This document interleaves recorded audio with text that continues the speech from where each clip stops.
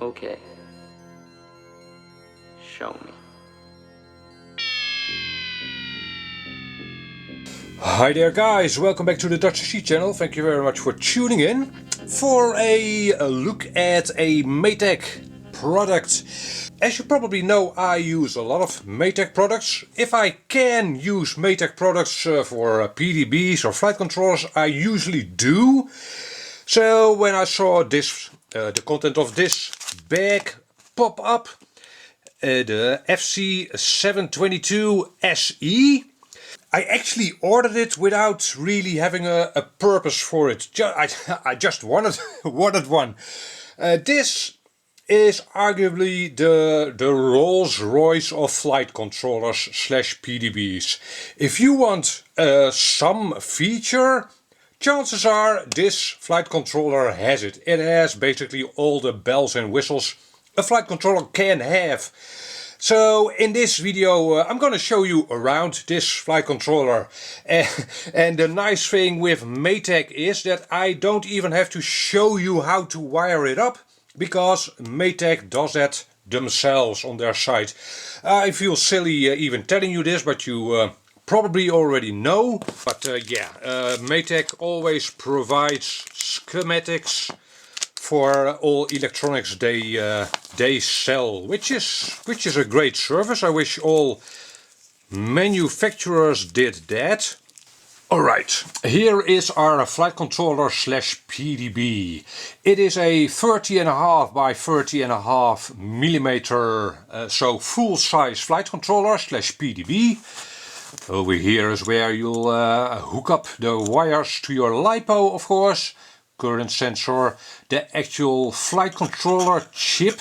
This basically an F7 controller is what you see here. This is the actual flight controller, in case you didn't know. Over here we see a barometer and a USB port over here, boot button, and on the other side, let's see, we've got an SD card slot for your black box logging. Now personally I kind of prefer onboard flash memory. Yeah, these cards, you can lose them, they can eject themselves in a crash, and the dirt can get into this mechanism. I haven't had that happen, I must add, but again, I prefer built-in memory. Oh well, at least it has provisions for memory for black box logging. Over here we've got the chip which does the OSDing, and well, we've got all kinds of other electronics, some capacitors, blah blah blah, all kinds of connectors. You do see a couple of solder points over here. Those are probably to the ESC board, if you want to use a 4-in-1 ESC, but most, well, kind of all solder pads are at the top of your flight controller slash PDB, which is what you want. Of course, this way things will be accessible once you've installed your flight controller. Now, Mr. Dutch SE, you've told us that this is the Rollse Royce of flight controllers. What does it make this the Rollse Royce of flight controllers? I hope I won't be forgetting features this flight controller has, because it has all the features. But let me see.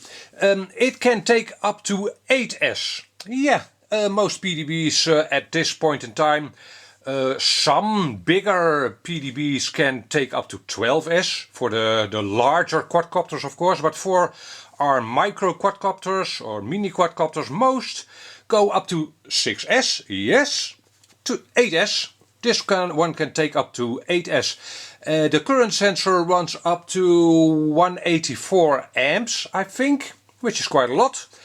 And yes, okay, so the solder pads for your external ESCs are nicely situated at the corners of this PDB, which is what you want. Obviously it has signal pads at the corners as well as ESC telemetry pads, one at each corner, obviously. Okay, so it has a barometer, And in quadcopters, in most quadcopters, that's not useful. We won't be using that. Maybe if you are building a camera platform, a camera quadcopter, or if you want to install this flight controller in an airplane, altitude hold might be useful, right? Okay, so it has obviously 4 ESC outputs, but it actually has 8 D-Shot 1200 outputs. So yeah, if you want to build an octocopter with this flight controller, you can.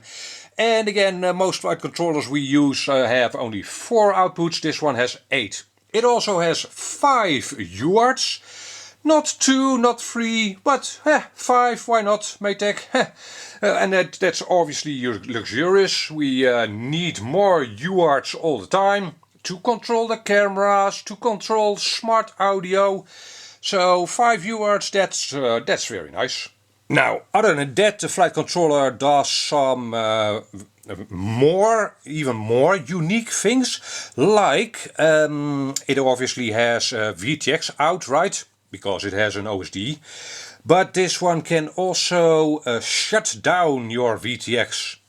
So if you don't want the VTX at all, if you don't want to bother other people, maybe you are in a race, you can actually switch off your VTX with a spare channel on your radio, and this flight controller does the switching of your VTX. So what it actually does, it cuts the power to your VTX. Just in case you wanted to know. So it doesn't do the smart audio thing. Yeah, well, it can also do smart audio via a UART, of course, but it can actually cut the power to your VTX, shutting it down completely, which is very nice. Also, and that's very unique, this flight controller has 2 camera inputs. What? 2 camera inputs? Usually you'd just have the one FPV camera, right? Maybe, however, you want to do a flight in which you travel to a location, a long distance FPV flight, but while traveling to that location you don't want an enormous camera angle. Once at that location you might want to do more aggressive tricks and want to use a different camera. Well, with this flight controller you can actually install 2 FPV cameras and have this flight controller switch between the 2 cameras. Cool. Or maybe you have an FPV airplane with 1 camera looking back. Why not? So, voila. With this flight controller you can actually switch between the 2 FPV cameras. And speaking of, I will probably install this flight controller in a quadcopter, one of my freestyle quadcopters. Let me show you the quadcopter. Alright, if you follow my channel, you know this quadcopter. This is one of my self-built freestyle quadcopters, and it has a Matek stack in it. Yeah, like I told you, if I can use a Matek stack, I probably will. However, at this moment it has a separate PDB, power distribution board. Oh, sorry, you didn't see much of the quadcopter for a minute. Okay, so it has a PDB over here and a F7 flight controller, also from Matek. So if I'd opt to use this flight controller for this quadcopter, I'd save one slab of electronics, saving up some space and some weight. That way I would enable myself to use a Runcam split in this quadcopter. That would actually be very nice. So maybe I'll do that. The other option I have is use this in an FPV airplane. Here's a picture of that FPV airplane. And it has only a PDB at this moment. It is of course a Matek PDB. And it actually has an OSD, it's an older PDB. But yeah, it might be nice to replace it with this special edition of the F722. That way, yeah, I obviously still have the PDB. But I'd also have the camera switching, which is something I would probably like. Okay, and guess what? I actually did forget a very important feature of this flight controller. It has two sensors, IMUs. And if you don't know what that is, don't worry. So it has a regular, if you will, a less sensitive EMU sensor, and which is used in most current flight controllers. It also has a second one, and some people might think that you can use both at the same time. That's not the case. You choose either the one or the other. And it depends on your setup, how clean your quadcopter is, if you can actually use that more sensitive sensor. You can switch back and forth. So if the more sensitive one doesn't work out for you, you have that fallback to the regular sensor. But well, the more sensitive sensor is faster as well. So yeah, that might be nice to experiment with. In an airplane that won't be necessary at all. You don't need that speed, but in a racing quadcopter that might be useful. Okay, and also you get this separator paired with the flight controller, maybe to mount a receiver or a VTX on. You get a capacitor. And you get some anti-vibration grommets, sticks and all. So two spares to mount the flight controller in. So that's nice. It's actually nice that you get a capacitor and this plate from Matek. This is a glass fiber plate, by the way, so it won't conduct currents. Okay, one last thing. This flight controller, yeah, it has a built-in PDB, right? So this flight controller isn't all that useful if you want to use a 4-in-1 ESC. In a 4-in-1 ESC, you'd solder up your battery leads to that ESC, right? And that ESC will already have a current sensor. So you'd have, well, some parts on this PDB that you won't use. For applications like that, not sure. At this moment Matek doesn't make an SE version without the PDB, but maybe they will in the future, I hope so, and if so I will show that to you. Alright guys, that was an in-depth look at this new Matek flight controller, the F722 Special Edition, the Rollse Royce of flight controllers.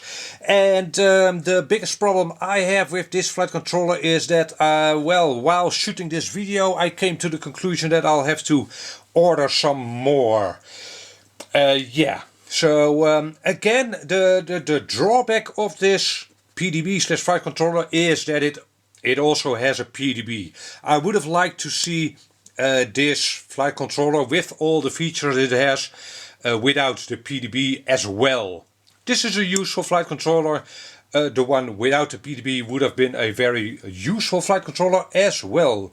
Oh, by the way, one last thing that might not be apparent, and it's also hard to see. You see two small holes over here, one over here and one over here, very small, and the purpose of those is that you can stick the legs of the capacitor into them, giving you more grip while soldering the things together.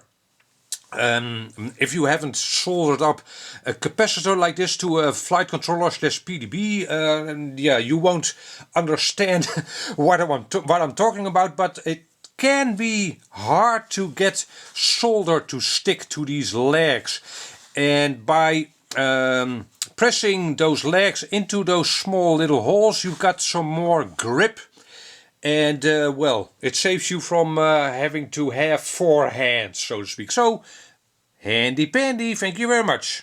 Small detail, but useful nonetheless. Alright, if you are left with questions, hit me up a comment down below. And again, thank you very much Matek for making my life easy. I don't have to show you how to wire things up. Thank you very much. Yeah, regardless, if you are left with questions, hit me up a comment down below. I'll be happy to answer you. Catch you on the next video. Bye bye.